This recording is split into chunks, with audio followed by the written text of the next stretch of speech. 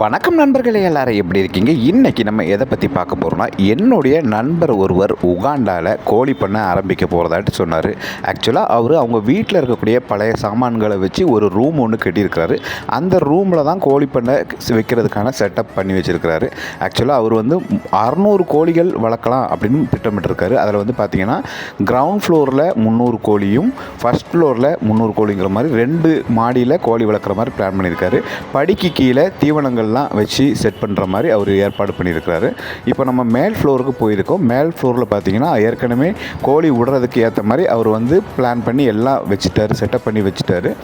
இந்த கோழிகள் வளர்ந்த நிலையில் தான் கோழியை விடுவாங்க. அது நல்லா வளர்ந்த பிறகு கிறிஸ்மஸ்க்கு சேல்ஸ் பண்ணுவாங்க.